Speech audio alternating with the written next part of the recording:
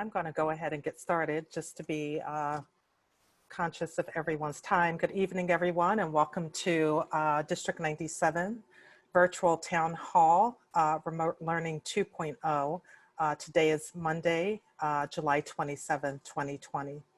As you've probably heard by now, last week I shared our desire to provide the best and the safest learning environment possible for our students and our staff.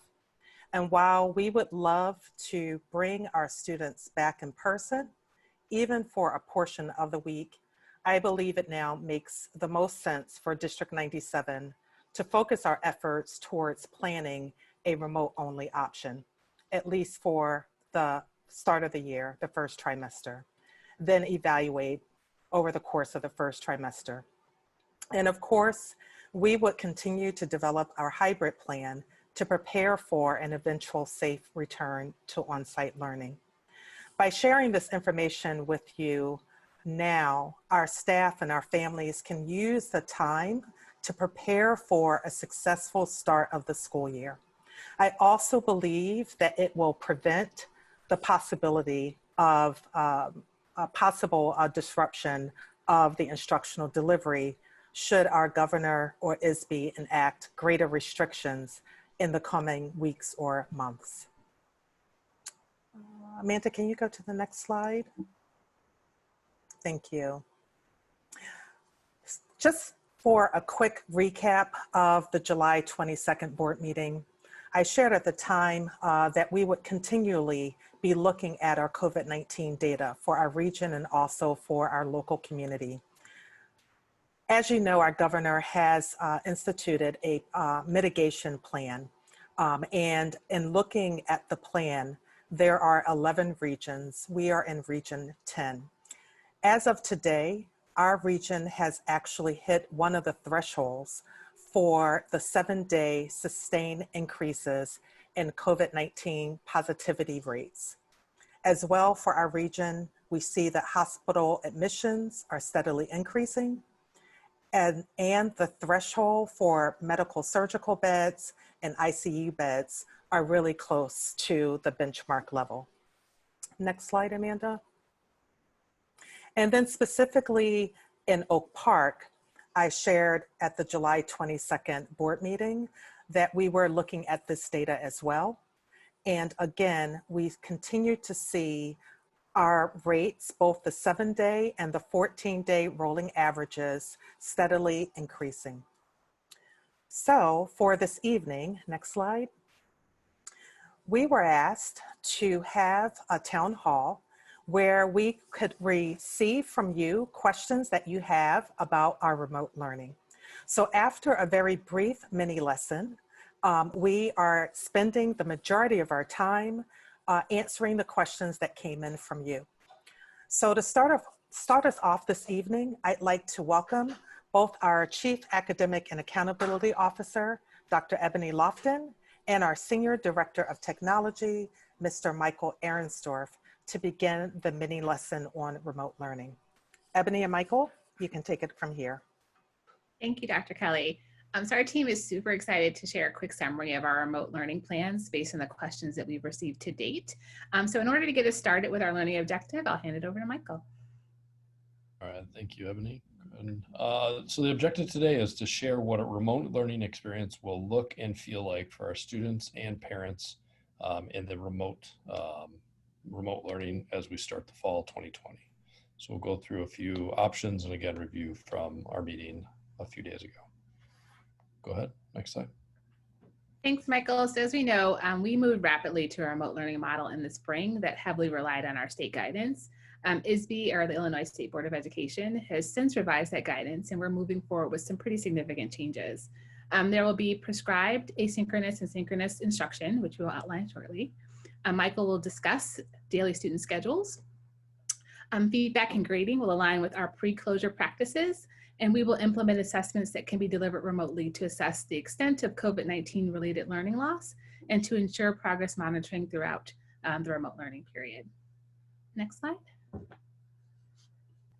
So synchronous learning looks a few different ways. So it happens in real time though. The focus is in our district will likely mean students are engaging with teachers using Zoom or Google Meets for morning meetings and or advisory for our middle school, small group instruction, one-on-one instruction, and or mini lessons that would take place. But that is a time when the students and the teacher are engaging in back and forth dialogue, discourse between one another when they're all present in that virtual space.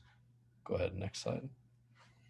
In an asynchronous model, when we think of that as a key feature of successful remote learning, so it's a balance between the two. So the word asynchronous means not keeping time together. So it refers to students' ability to access the information, demonstrate what they've learned, communicate with other classmates, the teachers on their own time.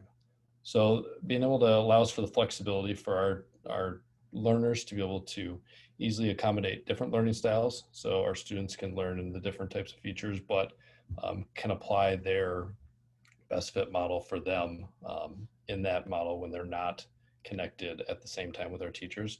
Some examples of asynchronous learning would look like videos introducing the content. So if our teachers or staff are creating a video, students can go watch that video and learn from that and then come back for a synchronous time where they may be able to ask questions or have student-to-student discourse around a topic or some of that work. That could take place also with certain discussions that may happen with on a Google Doc or any of our other Google tools that might have students having that kind of conversations through Seesaw and or Canvas, as well as students participating in group projects, individual projects, and other types of learning activities. But again, they would be more of not that live type of activity that the synchronous through Zoom or Meet would look like. Go ahead, thanks. Amanda? So as a critical part of this model, we've worked to outline the parameters for both synchronous and asynchronous learning. So in looking at the chart, of note is the amount of synchronous learning increases across the grade bands. So younger students experience less screen time than middle school students as a reflection of their varied developmental profiles. Our baseline is 40 to 50% of the school day spent synchronously, starting with early childhood and kindergarten through second grade, and ending with our middle school synchronous engagement for 60 to 70% of the school day. Next slide. So this chart just serves to further flesh out what this looks like across an actual course. So as an example, in 3rd through 5th grade, students receive about 600 minutes per week of English language arts instruction. This indicates that 300 to 360 minutes per week of instruction would be synchronous, and 240 to 300 minutes per week of instruction would be provided asynchronously.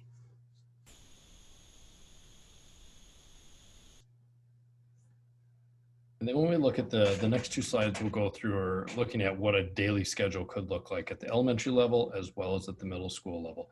So where we're at in the current time to be able to plan for our teachers and our staff and our building have already put together kind of what their special area schedule would look like and then typical schedule on a day-to-day basis. So as this would be in a model of remote where all the students are remote in this model, we would follow a pretty similar schedule in the elementary where again, they would have morning meetings and then dependent on, as you can see at the bottom where the special is listed here, that is really just a placeholder. Obviously all of our grade levels in our classrooms have specials at different times in the day.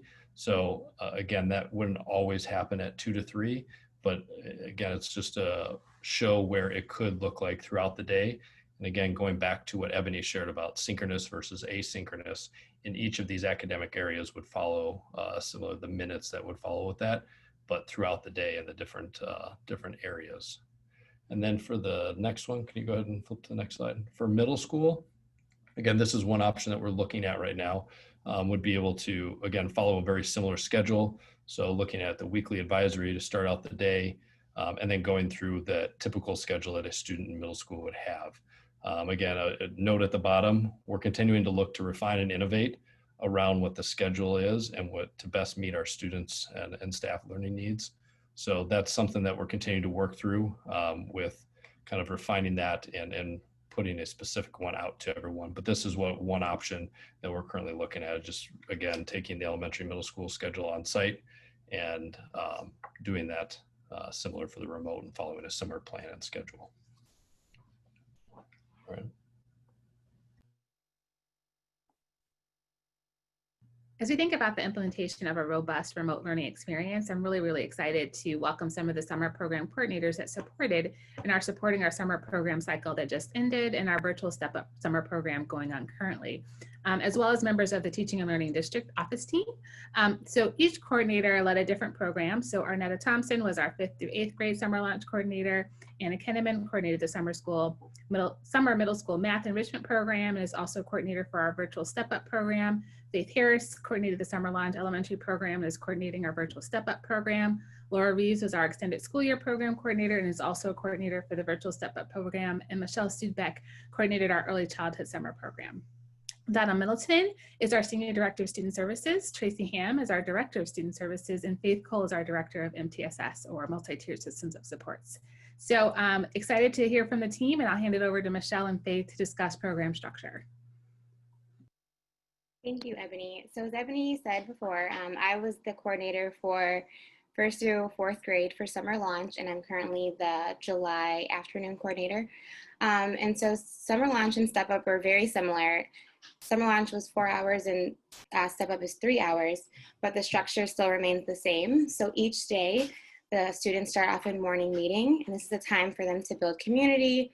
It's a time for teachers to check in and see how the students are doing and do some check-ins. And then during the first half of the day, the students were engaging in whole group synchronous learning. So they had a block for reading, writing, and math, and they were about 15 to 20 minutes each. And they had brain breaks in between each subject. And then the second half of the day was a small group and one-on-one time, and that's when the asynchronous learning was happening. And so each student, as Michael said earlier, had their own individual schedule, and it outlined their entire day. Their beginning of the day was always the same because they were in synchronous learning, and then the second half, it outlined when they had small groups, when they had one-on-one sessions, their Zoom links were included, and that as well. And the teachers assigned the students activities to complete when they were not in small group or one-on-one sessions. 1st to 2nd grade used Seesaw, and 3rd through 4th grade used Google Classroom. And the teacher was able to provide feedback and view student work. And then the teachers also had office hours, and during this time, students and parents were allowed to pop in to ask any questions that they may have and to get any help. Thank you. Thank you, Faith. My name is Michelle Studbeck, and I'm the Early Childhood Student Coordinator. The program structure that Early Childhood found to work well with our 3- and 4-year-olds was to have a set schedule. At that time, they stayed the same every day so that parents were able to plan. The Early Childhood staff worked side by side with parents to develop learning plans that worked well for the needs of their child and family. Early Childhood held large and small Zoom lessons. Present in these lessons were staff, teaching assistants, teachers, related service. In addition to the large and small group sessions, staff also held one-to-one sessions for families who were interested. These one-to-one sessions were individualized to accommodate the family's needs, and they ranged from literacy, math, social emotional, and writing lessons. These sessions could also be a time for the teacher to work directly with the student, or a time for the parent and the teacher to meet and discuss at-home learning strategies. In addition to the synchronous learning opportunities, the Early Childhood staff also prepared asynchronous learning activities for their students. These activities included digital and non-digital lessons that families could choose to participate at any time that best fit their schedule. Feedback received from parents and staff was that they were able to design a positive learning environment for their children in the home setting that was able to be supported by the Early Childhood team. Thanks, Michelle and Faith. So heading over just to talk a bit about accessibility. How about Tracy Ham and Laura Reeves? Hi, everybody. This is Laura Reeves. I was the extended school year coordinator this summer, and I will be coordinating the Step Up program next week here for the August PM session. But during our summer, one thing that became apparent rather quickly in navigating this new remote learning environment was the importance of having open communication between families and teachers. Parents were able to provide us feedback around their child's learning experience, and that helped our teachers to make real-time adjustments to plans and scheduling. It allowed for students to get the help when they needed it, and provided us the opportunity to tailor the time for all of our students. Another one of the ways that we helped to support was with material availability, both in ESY, summer launch, and our newcomer program, and now through Step Up. We made sure that we had one-to-one devices for our students. We made sure that there were provisions of books or other printed materials or hands-on materials. So for instance, our newcomer group had science projects that they worked on with plants. We also made sure that there was accessibility. So if there were ever concerns around that, we helped to support access for our families and to make sure that they were able to get online when they needed to. Thanks so much.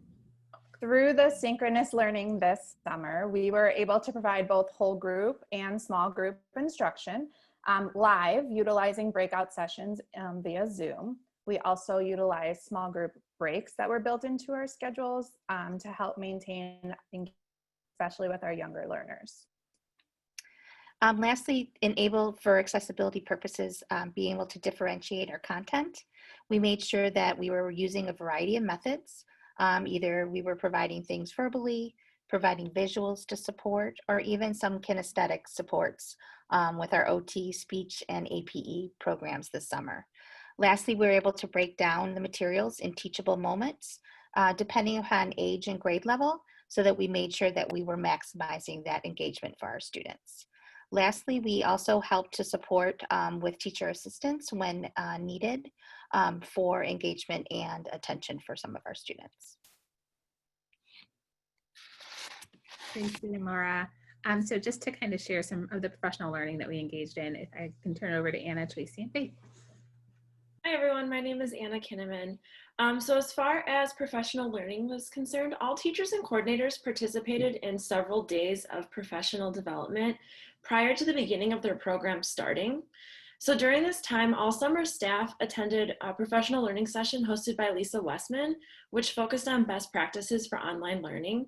During this session, we were provided with strategies for differentiation, as well as some ideas as far as best practices go for use teaching both synchronously, as well as asynchronously. In addition to that session, teachers also attended a Zoom learning session where Michael was able to provide an overview of Zoom features and tools. The staff was shown how to facilitate small group instruction through the use of breakout sessions, and they also learned about various Zoom participant management tools that they could use to help facilitate learning with their students. Hello everyone, my name is Faith Cole. I'm Director of MTSS for the district. In addition to this, our summer staff, which also included our teachers' assistants, took part in some professional learning specifically around the curriculum and how to offer a really robust and streamlined approach for our students. Although the curriculum was not new, the way in which it was being delivered was new, and we wanted to ensure that teachers had a thorough understanding of how to effectively deliver this instruction, collect data, and make teaching decisions in real time. We really felt this proactive approach allowed for our staff to feel more confident during their delivery of instruction. Lastly, we provided an opportunity for our staff to really collaborate together.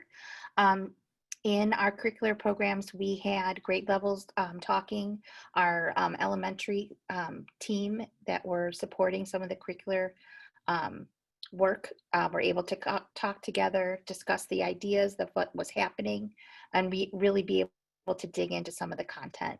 Lastly, we were able to have, especially for our students who have more complex needs, we were able to have some of our former staff and the summer staff work together to individualize supports for those students that needed it. And then also, depending upon need, be able to have that conversation around what student needs look like and how we could better support during remote learning. Thank you so much. And then finally, just to kind of give us a word around ongoing coaching and support, Arnetta and Faith. We can go back, sorry. So I'm Arnetta Thompson. I was the 5 through 8 summer launch coordinator. And in addition to the professional learning opportunities, we were able as coordinators to provide ongoing coaching and support for the teachers. One way we did that was to gather resources for them ahead of time and provide that information for them to help make the learning experience easier for the teachers and for the students. We were able to, on a regular basis, go into Zoom lessons. I feel like every teacher got, some contact in by way of a coordinator each day, where we would go in, we would participate in lessons or gather information from that they would later bring to our weekly staff meetings.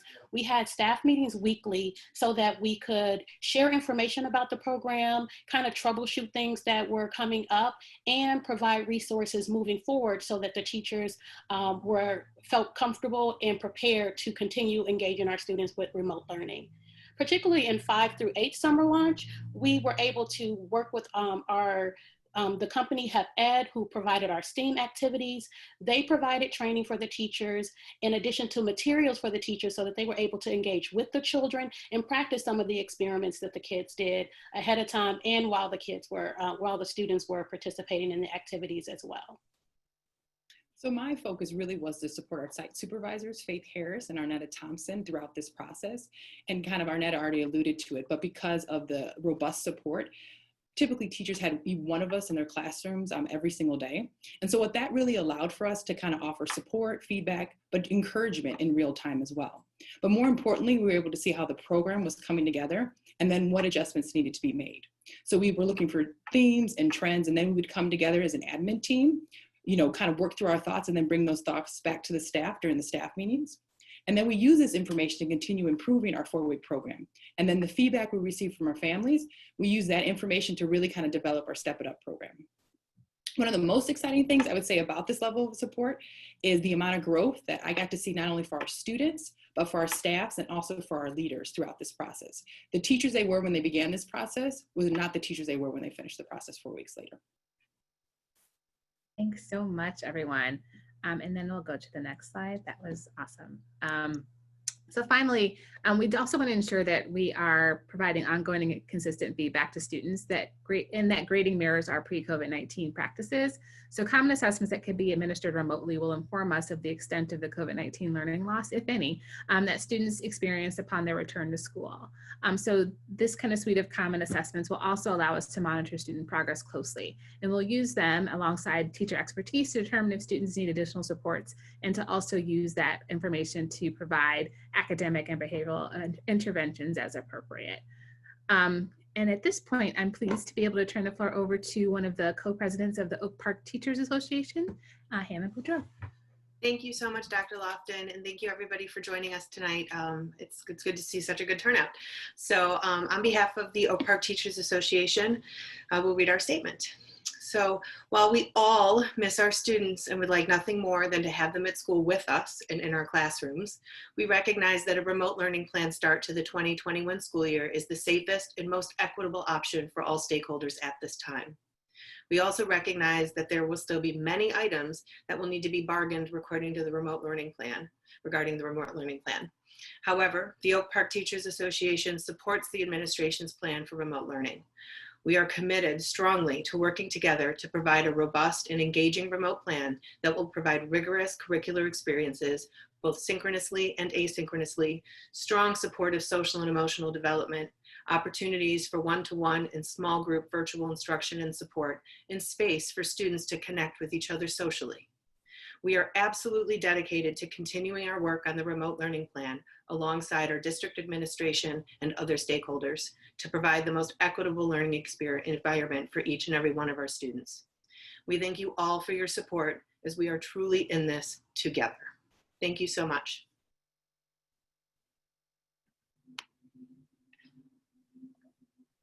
Okay, I am Amanda Siegfried. I'm the Director of Communications for the district.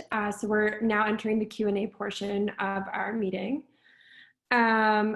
So first of all, I just want to thank all of the parents who submitted nearly 400 questions since last Thursday. We really do appreciate the feedback and getting all of those thoughtful questions. We only have about 60 minutes today, so we are going to cover some of the most frequently asked questions.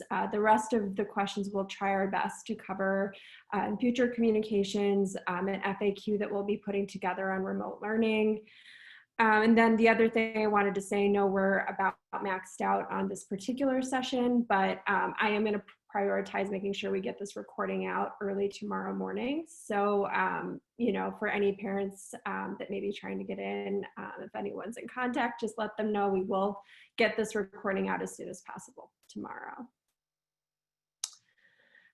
We have a lot of people on the call today. You've heard from a lot of them already. I'm not going to read through this whole list, but I just wanted to recognize all of the panelists that we have here today. And I will ask that if, you know, as the panelists step in to answer questions, that they maybe could just say their name and their titles so families know who's speaking. And then from that, we'll go right into the questions. Sorry, just 1 minute.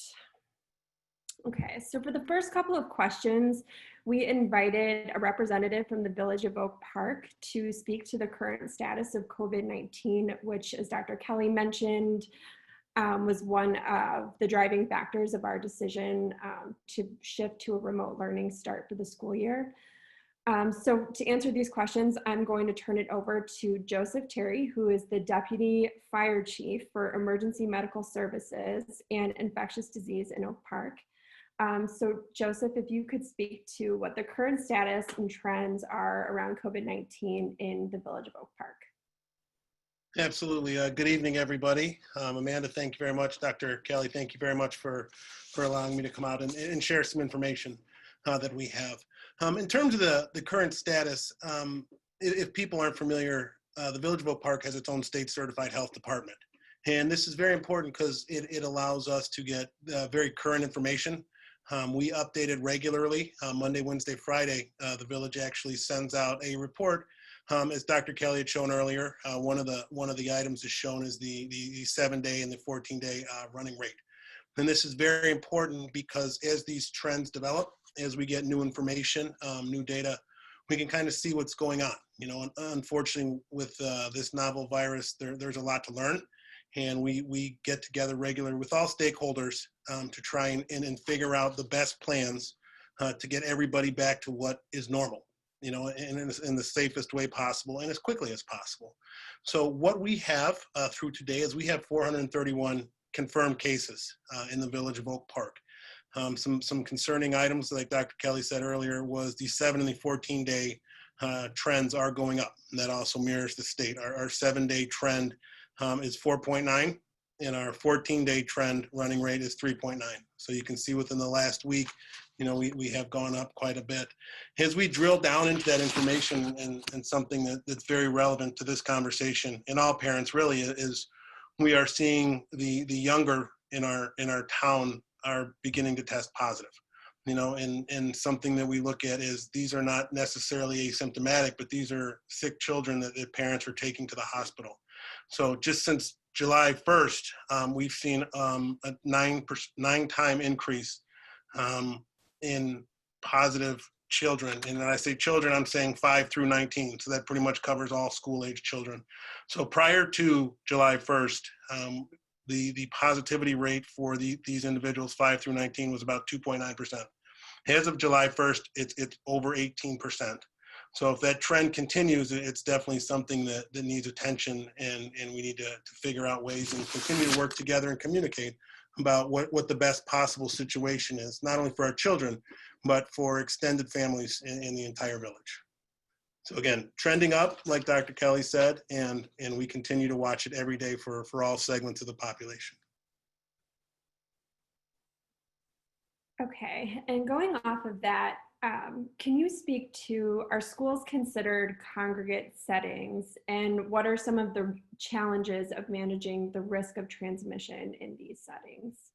Sure, schools are definitely considered congregate settings, and basically what a congregate setting is just, you know, a place where people come together and they're together for an extended period of time. So, you know, schools, clubs, you know, nursing homes, these are some of the big things that are very popular right now.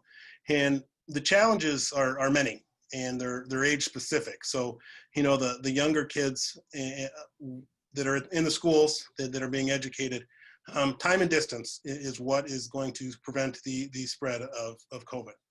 So with that, we need time to clean, we need time to disinfect, and we need to keep the distance, between each other. Again, science is showing that children are generally asymptomatic, but they possibly can still spread.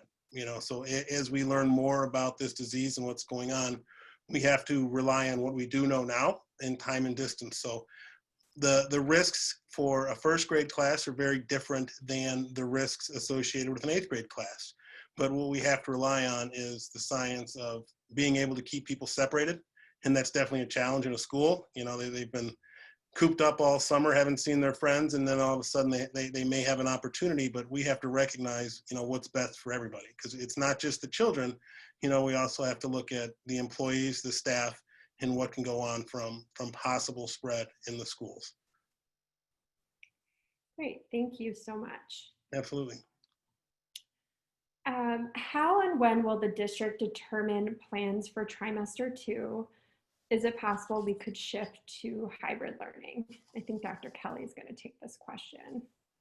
Sure. So I would say that there's no district in this country who has a playbook per se. And unfortunately, at this time, we do not have a set of metrics. Hopefully that will be something that as we work together with our public health departments or Cook County Public Health, that may be something that will come to be. But right now there's no set standards that I would be able to answer that question. What I would say is, just as we're doing now, talking to people like Mike Charlie, Joseph Terry, who's here with us this evening, and just as we've been looking at the guidance from ISB, from Illinois Department of Public Health, just as we have been evaluating the experiences of our students and our staff, we will continue to look at all of that data and make an informed decision, again, based upon multiple pieces of data. So unfortunately, I can't say for certain how the district will plan to make the decision for trimester 2, or even the when, but it's a fluid process, and we will continue to communicate with the community around that decision. Thanks, Dr. Kelly. Mm-hmm. So we got a lot of questions around providing access to technology. So this question is the district planning to provide devices for all students, including grades K to 2? I think Michael's going to answer this question. Yeah, thank you, Amanda. So the answer is yes. Through CARES dollars and grants, we've purchased additional devices to ensure all K2 students, along with our 3rd through 8th grade students, will have devices for the fall and throughout the entire school year. So we're working on a schedule right now for the distribution of these devices, as well as a schedule for the 6th graders. So the incoming 6th graders had iPads in elementary. So we're working on that schedule to then swap those out, get the iPads back from them, give them their Chromebooks. And we were able to do this when 8th graders were turning in and gathering some of their materials. So we've gone through this process of how to do that and do it safely. So we'll follow similar protocols and procedures, but again, more information and communication will be coming out regarding what does that schedule look like, what do the days look like, and the process of how we'll go about doing that. We'll also provide information about the applications, the programs, which has different resources for families and students that may be new in kindergarten or new to the district as a whole, of what applications are most used and how people could prepare to leverage those in the class. And obviously throughout the year, there'll be continued interaction with the staff on those. But we're also looking at what does that look like for our pre-K students and having conversations currently around that too. So, but they will all have the devices, and again, more information to come on that schedule for that. Thank you. Thanks, Michael. I just wanted to add too, I forgot to say at the beginning, I believe we have some panelists in the background of our meeting who are going to be putting some of the questions in the chat box. If you click the chat, they're going to be answering some of the questions we're not covering directly on video with our panelists. And we will save the chat and we'll try to incorporate all of that, like I said, into an FAQ just to make sure that everyone has all the information. But I just wanted to let you know, you can look at the chat. Okay, next question. Is the district planning to provide printed materials to support learning at home? Thank you. That one. So while we're obviously continuing our commitment to remain as green as possible, we also know that there will be a need to lessen the burden that excessive printing of materials places on our families. So we'll continue to work with our print shop and our principals to determine how and when to distribute printed materials. So there'll be for sure more information to come. Thanks, Amanda. Thanks. Okay, how and when will class assignments be determined? Will the district be accommodating the requests of parents who are starting to form pods with other families? I think that one is for me. Unfortunately, we're not able to accommodate the requests for forming pods.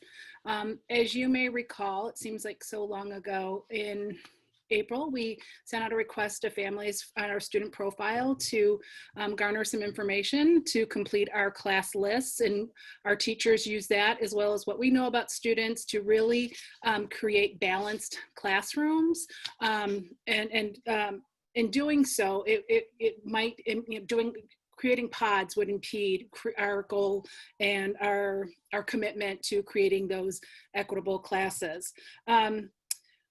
One thing I will say, though, I know that the request is, can we get some of the class assignments out sooner than we have in the past? And we are still working on our class lists. They continue to change as students, new students enroll, students leave, and we also are still waiting for families to complete registration. So these are families who have been students in our schools but haven't registered yet and have not let us know that they won't be returning. But I will say that my colleagues and I are committed to sharing class placements as soon as we are able to do so, and hoping that we can do that sooner than we traditionally or typically share that information. Thanks, Christine. How is the district planning to support the unique needs of our youngest learners, specifically those starting kindergarten? So we're thinking pretty intentionally about our youngest learners in both kindergarten and our early childhood programs, as Michelle Stidbeck alluded to earlier. So we know that entry into school for the very first time can be so challenging, and that's regardless of environment. So I'm going to hand it over to Principal Robinson of Whittier to talk through some of his thoughts and plans. Sure, thank you, Ebony. Some of the things that we are doing currently, we would like to begin having those conversations with our kindergarten teachers and also our early childhood teachers, because we want to be able to start the planning process now and really think through some of those systems and processes that we can start now to really begin to engage our families and meet the needs of our incoming students. One of the things that we really want to make sure that we really emphasize is making sure that parents of our incoming kindergarten are filling out the student profile sheet. So once they complete the registration program, they will have the student profile sheet emailed to them. And once they fill that out, we can share that information with the kindergarten teams. And that information really helps us really develop a plan to really meet the diverse needs of our incoming kindergarten students. And we also want to make sure that we are talking about how we can create and plan activities that might be virtual, but still it brings the community together and really support parents in learning the curriculum and learning the devices and learning about some of the supplemental materials that we will have planned, and also provide opportunities for our students to kind of come together as a class and do some culture building as a community. Thank you. Thanks, Patrick. I just wanted to add to, I know this came up with the last question then just now, so I just wanted to add with, for registration, if there are any parents that are still looking for that information, that is all on our website. I think it's op97.org/HR/student registration. Maybe one of our panelists can put that link right in the chat, just in case anyone needs to access, or if they have a neighbor that needs that information and they still need to complete their enrollment. So the next question is, how will the district handle acceleration and enrichment in the remote learning model? I think Dr. Lofton. Oh, hi. Sorry, I was on mute. So I think kind of as our summer team kind of alluded to, it's all about the professional learning, which we'll talk a little bit about hopefully soon. So in terms of acceleration and enrichment, those kind of ideals and the interventions remain the same and will be delivered in the same way or similar to the ways that they were kind of delivered before. We're in the midst of actually continuing to process whole grade and single subject acceleration requests, and we have until August 15th for that. So that process continues.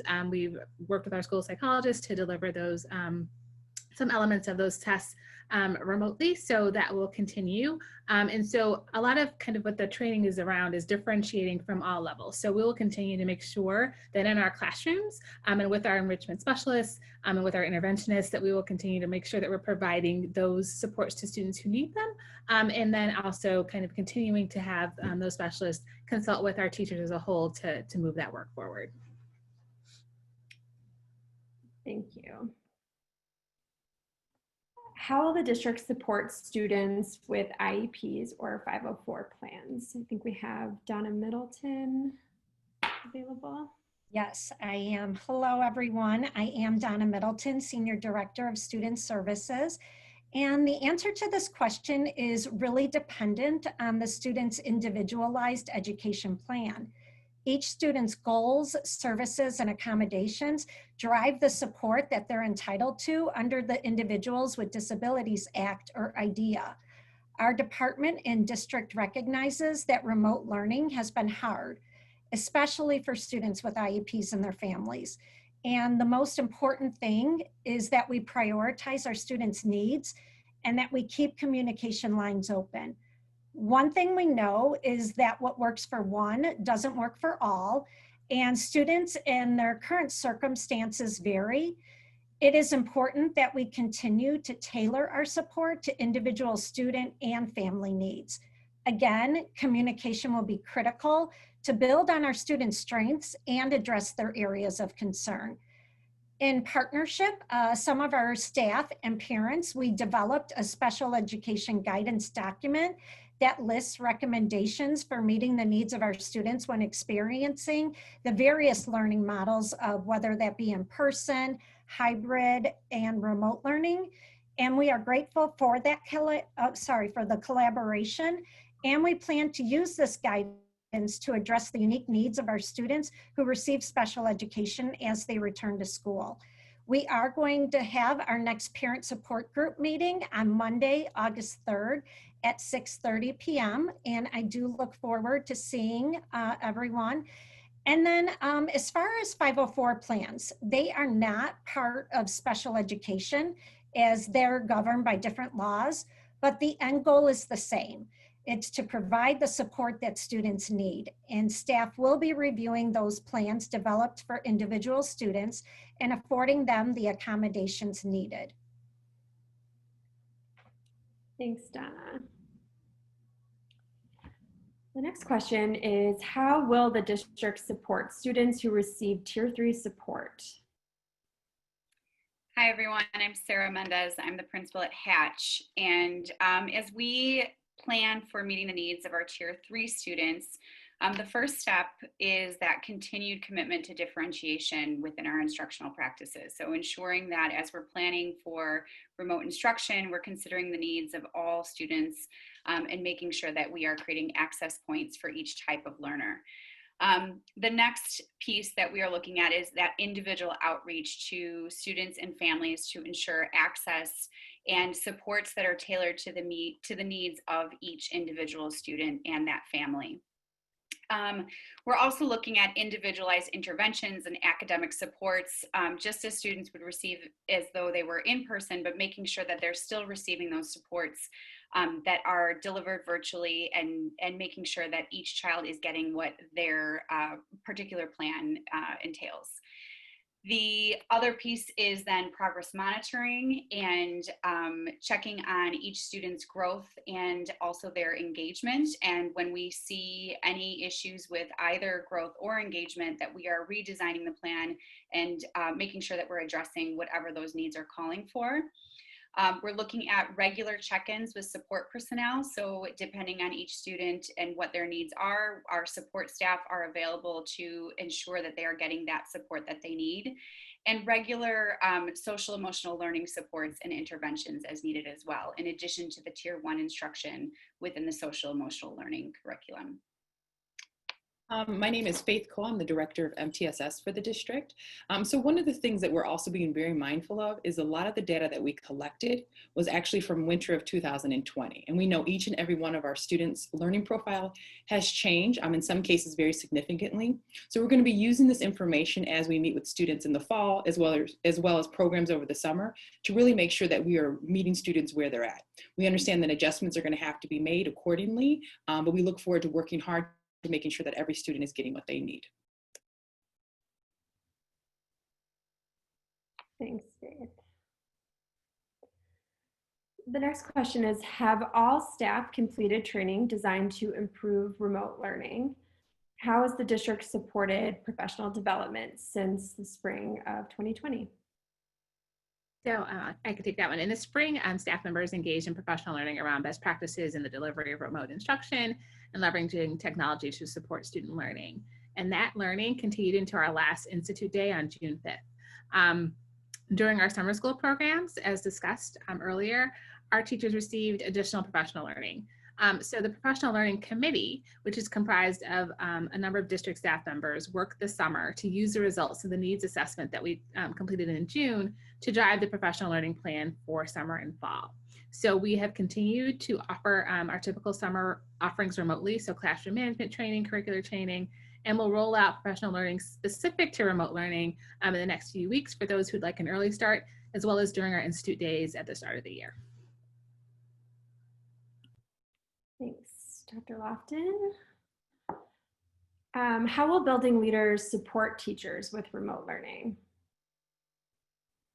And that's me again, Christine Zelaya, Principal of Holmes. Arnetta Thompson and Faith Cole alluded to some of the practices. We have several systems and structures that are in place that really allow us as building leaders to support our teachers, whether it's remote learning or we're in-person learning. We have weekly professional learning community meetings where grade level teams are planning instruction and collaborating around student assessments and really working to develop the best learning plan for students. Principals are most often a part of all those conversations, as well as our instructional coaches. And with that support, we are part of the conversation and we know firsthand where supports are needed. And we have that ability to provide those supports as needed and differentiate for our staff as well. Within the virtual classroom, kind of as we would be in the regular classroom, we visit and we're part of the instruction that's happening within the classrooms. We do a lot of purposeful planning with, to make sure that our staff's self-care and social emotional supports are and needs are being met, and making sure that we have that space and place for those supports to happen. We, over the summer, are doing either weekly or bi-weekly check-ins with our staff, just to really make sure that everybody has an opportunity to ask us questions and we can work together to make the most robust learning environment for our students. And then additionally, we also all provide weekly staff memos and staff updates, and that gives us an opportunity to provide a lot of information to our staff. We have our staff meetings, which are designed to provide professional learning. So we have a lot of systems and structures in place that really allow us to be able to support not only our staff members in real time, but also be able to differentiate to meet their needs. Thanks so much, Dr. Zelaya, sorry. How is District 97 planning to support the well-being and social emotional needs of our students during remote learning? Good evening, I'm Dr. Carrie Cam. I'm the District Senior Director of Equity. So I see that it was already posted in the chat, but just to reiterate, the district is working with Hanover Research to create a social emotional needs assessment that we will be asking families to complete early in August around the social emotional needs of your children, how those have evolved while we've been in quarantine. And that data will give us some information that will inform what we will do to support students just not only at the classroom level and grade level, but also help us to see perhaps trends around certain ages of learners. That is then information that we can use to help perhaps look for grant funding for certain projects or programs, but also data that we can use. Our partners at the township, at the Community Mental Health Board have been very eager to support our work. And certainly that data can be used to inform what might be some of the different social, emotional, or mental health needs of learners at different ages and stages. We will continue to work with our amazing partners at the Oak Park Township, DePaul University through the Mindful Middle Schoolers program, at Brooks and Julian, and also Yumba. All of those groups were able to pivot in the spring and provide their programming to students remotely, and we will continue to work with them to do that. We'll also continue to engage students with our second step curriculum, which is aligned with CASEL's social emotional core competencies. Our culture and climate coaches worked hard in the spring to take those lessons and redesign them to be facilitated in a remote setting, and we will do the same for trimester 1. Our culture and climate coaches have attended their own professional learning and have their own background and skill set in trauma-informed practices, and are in the process of designing sort of year-long professional learning modules about integrating trauma-informed practices into classroom settings, whether it be remote or in person. And I believe that is it. Thanks, Carrie. So how will the schools foster socialization and community building among students and teachers? Good evening, everyone. I'm John Hodge, principal of Irving Elementary School, and I also have a couple of staff members who will be joining me. For this portion, I have Seth Baker from Irving School and Gina Harris from Julian as well. We understand how important socialization and community building are for our students, staff, and family. We also understand that for students and families, knowing that they belong is particularly important during remote learning. Some of our plans to date for community building include video messages to our families and students from each of our schools, virtual community events such as school assemblies and school-wide events, continuing our One Book, One School programs virtually, announcements to families from the principals, virtual spirit weeks, social events planned in place of school recess at lunch, hosting virtual principal coffees. So these are informal gatherings of families and the principals to share school-related updates, hear perspectives, and get feedback from our school communities. Principals will continue their weekly messages to families with important community, district, and school information. And I'd also like to note that building principals are planning to collaborate with our PTOs and our DIVCOs, families and staff, for suggestions to help build our sense of community and belonging.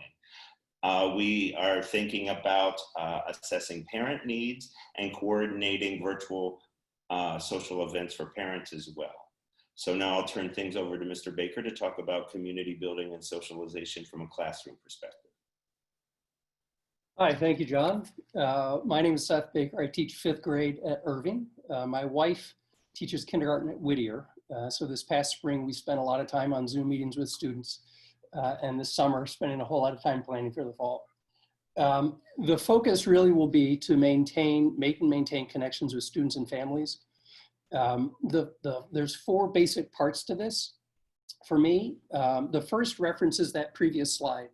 Knowledge of students and knowledge of families is essential in any classroom, but especially in remote learning. That has been done through surveys, through phone calls, through emails, and Zoom meetings, having one-on-one meetings with students, checking in, having small group Zoom meetings with students, and realizing that that's something that you have to maintain throughout remote learning. So having emotional check-ins frequently with students and families. I know in the spring, I had a parent-teacher or parent curriculum night 2.0 and had Zoom meetings with families as well. Consistency is the second part, and I know Michael talked about that a lot, about having schedule. When there's daily routine for students, it helps create predictability and some stability for them, which leads to some comfort and more willingness to socialize with their classmates and foster that socialization, which then leads to community. Consistency with schedule and communications and expectations is important. The third is to provide a variety of ways for students to communicate with each other, not only student-teacher communication, but student-student communication. And that is done both synchronously and asynchronously. So in daily Zoom meetings, having breakout groups with students to create that kind of socialization and connections, using the chat features, the reaction feature, the polls that are available on Zoom meetings, whiteboards, all of those are done just within a daily Zoom meeting. And then asynchronously, there are lots of different platforms for that, both my wife and I have used. A lot of teachers have used things like Flipgrid, Google Classroom I used, Padlet, Jamboard. So there's ways for students to engage with one another outside of that Zoom meeting. And then finally, to continue to keep and maintain classroom rituals and familiarity. I think it's really important for students to still understand they're at school, just at home. So having things like warm-ups and bell ringers, small group and cooperative group work that they do, the second step curriculum, which is part of the regular in-class routine, jobs even, read alouds, book buddies, morning meetings, all of those kind of rituals can help students create that sense of community and remind them that they are in fact still at school.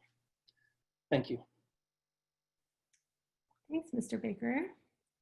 Thanks, Mr. Baker. I'm Gina Harris. I'm the Culture and Climate Coach at Julian Middle School. And they've covered a lot of the pieces. And while we're in the middle of crisis distance learning, one of the pieces that's really important is the development of relationships. And we've talked about relationships quite a bit.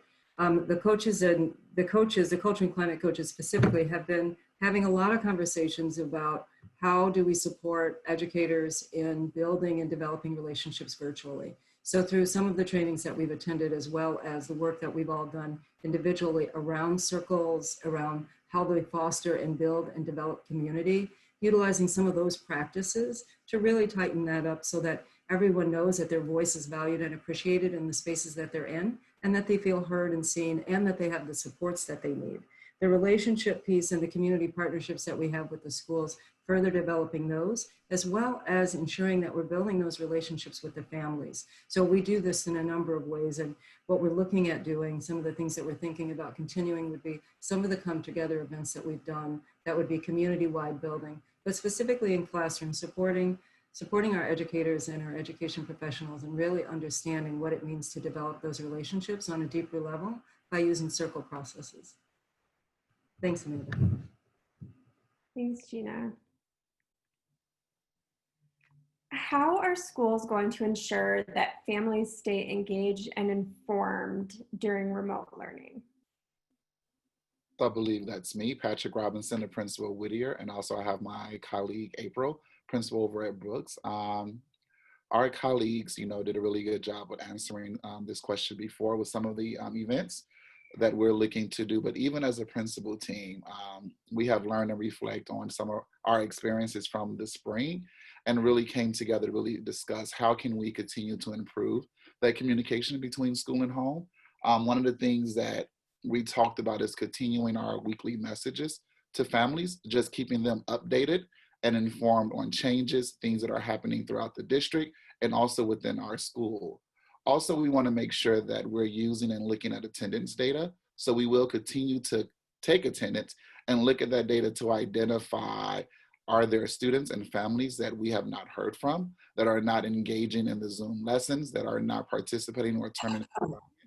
And based on that information, we want to do some outreach to those families and students to make sure what are the barriers that are preventing them from engaging in remote learning and find out any solutions or any things that we can do as a school to really support them. Also, we want to make sure that we have a strong collaboration with our PTO and making sure that we're listening and collaborating with our PTO to make sure that we're taking that feedback to improve our communication with families and really using that as a checkpoint for school leaders and also for teachers. April? So as Mr. Hodge mentioned earlier, we were going to continue our virtual coffees with principals and school leadership teams so that we can continue to have those informal conversations to learn more about what families need and suggestions that they might have as we're navigating our remote 2.0 iteration. We are going to, as a school leadership team, regularly check in with our grade level teams to learn about any barriers that students or families may be experiencing so that we can facilitate a solution and offer the needed supports to our students and families. Our school leadership team is also, will be coordinating small group outreach to our students when we notice that students are having challenges engaging in remote learning. We really are committed to ensuring that students find success and putting in whatever practices and strategies in order to keep our families and students engaged and informed during our remote learning process. Thank you both. What resources is the district planning to provide to families to support learning at home? I think this is Dr. Lockton. Yep, this is a great question. So I think I want to first acknowledge that we're all experiencing multiple crises and the related remote learning as a community. So as families rely on us, we also rely on our families as resources. So in addition to engaging the supports provided by teachers and principals, we do want to offer some resources to our parents. So please mark your calendars for our Parent University session that will take place on August 13th. In addition, because your voices are so important, we plan to continue to solicit stakeholder feedback, much as we did in response to remote learning in the spring, throughout the fall to kind of determine what those resources are. And as needs change in our families, we are able to then respond in kind. Great, thank you. Before we wrap up, we have just absolutely flown through these questions much faster than we anticipated. So I just wanted to make sure that I know we have some questions being put in the chat, but I just want to call attention to a few of them just to make sure everyone, I know we've gotten a lot of questions in particular around childcare. As we stated during our meeting last week, we are planning to do a child care needs assessment. That I believe is going to be going out as part of the survey that Carrie Cam and her team has been working on with our partner Hanover Research. So I think we are aiming to get that out in early August. So we will be sending out additional information. Sorry, I think I'm gonna take this presentation off. Okay, should be good. But we are planning to share that information very soon with families. We know that everyone needs that information soon so they can start making their plans. I would recommend also, we have the link posted to our board meeting from last week. We had several of our community partners attend our meeting and provided some really great information and updates about the conversations we've been having around childcare. So I would recommend checking that out. And then again, we'll be providing updates as soon as we have them. Some of the other questions that have come in, I know we've gotten a lot of questions around the school supply lists. Our principals have been revising our school supply lists based on the fact that we are going to be going remote the first trimester at least. So they are looking to communicate that information to families the first week of August. We got a lot of questions also, and I know Dr. Cam spoke to this, but questions around the social work services that will be provided to students in a remote setting. Our school social workers and psychologists will continue to provide those services to students virtually. I know they've been doing their mental health wellness checks. I believe they're still planning to do that. The district is, as Dr. Cam said, planning to do the social emotional needs assessment, which will help develop some of those supports for students. I'm not sure if I'm missing anything, if either Donna or Carrie wants to chime in there, but I feel like that's probably in terms of social work support. In terms of communication, one of the things we heard from parents is that really kind of streamlining the platforms that we're using across grade levels. So we are going to be utilizing Seesaw for grades K to 2, Google Classroom for grades 3 to 5, and Canvas for 6 to 8. And then I know there was probably some confusion last week around our remote learning form that we sent out, and thank you to all the parents that completed it by our deadline on Thursday. Understanding obviously that coincided with a shift to remote. I know there were questions about how that information was going to be used. I think for us it's going to be useful in terms of planning in working through that, working to plan through the hybrid model, I think, as we go through the next few months. I think it's safe to say we're probably going to need to go back to our parents just to make sure that we have all the accurate information if we're going to need to develop cohorts for a hybrid model later in the year. Dr. Lofton, did I cover that? I see you nodding, but I just want to make sure I covered that correctly. Spot on, Amanda. Okay, great.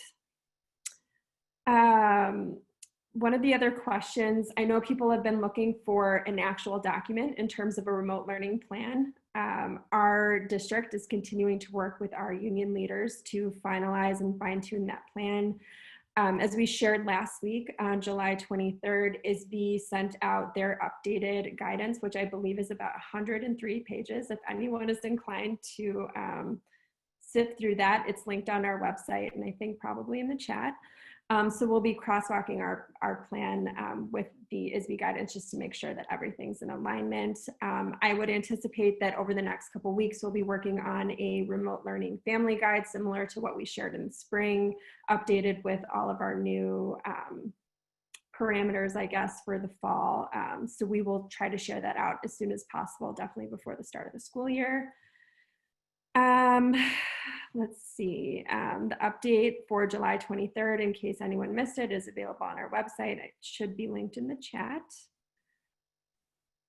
Let's see, just trying to scroll through here. I think we covered a lot of this. The only other question I know that we've received a lot is, when will the district go back to school like normal? And I know Dr. Kelly has spoken about sort of what we're looking at in terms of metrics and guidance from the state to make those decisions. Just to kind of reiterate, we are tied to the Restore Illinois framework and the parameters outlined by the governor. So phases 1 through 3 do currently require remote learning for all public and private schools. In phase 4, which is the phase we're currently in, all schools and summer programs may open under the IDPH approved guidance. Schools are able to resume normal, quote unquote, normal operations with new safety guidance and procedures during phase 5. So a region entering phase 5 would require that a vaccine be developed to prevent the additional spread of COVID-19, effective and widely available treatment, or the elimination of new cases over a sustained period of time through herd immunity or other factors. We obviously don't have a crystal ball, so I don't think we're sure when that's going to happen, but we're going to continue to monitor all of those metrics, and we're getting new guidance daily, so we will keep the community updated we receive that information and we adjust our plans accordingly.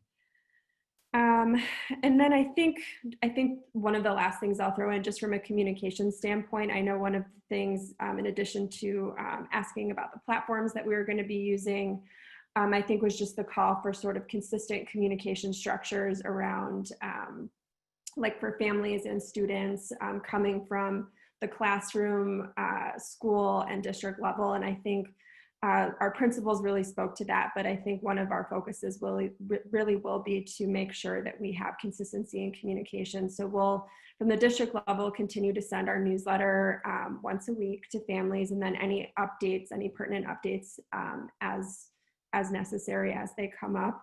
Our school principals, I know a lot of them have gotten into a really good routine with their weekly messages to parents, and then we'll be working through and just making sure that we have consistent expectations for all of our teachers as they're communicating with parents as well. And just also, I think, setting the norms and expectations ahead of time so families know who to go to when they have concerns about their students or the experience. That way we can really make sure we're addressing any issues or concerns that come up as they arise. I think those are sort of the main questions. Dr. Kelly, I can turn it over to you if there's anything else we want to add. Sure. Before we wrap up, I really just want to thank all of the individuals who are here with us this evening for on the panel. I would also especially like to thank, at one point this evening, I was just looking at the participation. We had over 1,000 individuals who were here with us. I'm sure many more will be with us watching rather, or listening remotely the rest of this week. Before I wrap up though and say the final remarks, I just really want to say that I understand really how hard this is for everyone in our community. We've been at this for a little bit, and as we heard from a few that have been on the panel, it's not just COVID-19, but it has shifted to, for many of us, also a financial crisis. And, with the murder of George Floyd and the subsequent protests from those, a social crisis as well. And any one by itself is traumatic, right? So I really do understand the anxiety, the fear, the feelings that just don't feel great. But the one thing that I've learned over the years about community is that crisis brings us together. It's not about role, it's not about, administrators versus teachers versus parents versus students. Now more than ever, it's so important that we collectively work together and figure out, how do we support our students? How do we support our children through this time? And as we're doing that, how do we support each other? So I just really want to say that I know for certain that there is no one alive today who has gone through what we're going through right now. There's no playbook, but I do believe that the answer is in the room. It's in this space. And it does require for us to show kindness, grace, and compassion as our leaders are navigating through this process. So with that in mind, I'm going to just say my final remarks. Just as a reminder, and Amanda mentioned this earlier, the recording of this meeting will be posted on District 97's website. As well, we will be emailing it in our newsletter to families. Any questions? And as Amanda stated, we had over 400 questions, some that were coming in to us a few moments before we got online. But any questions that we did not incorporate this evening, or at least the theme of those questions, we will be sure to include those thematic questions in future communications and our remote learning FAQ that our communications department is working on. And of course, as always, families, staff members can reach us via Let's Talk. Your thoughts, your questions, your concerns are important to us. So once again, I want to thank all of our panelists that participated this evening. Thank you also everyone who attended. I believe if there's no one else, is there anyone else that would like to have the final floor? I believe with that, I will say good evening, Oak Park, and thank you so much for joining us.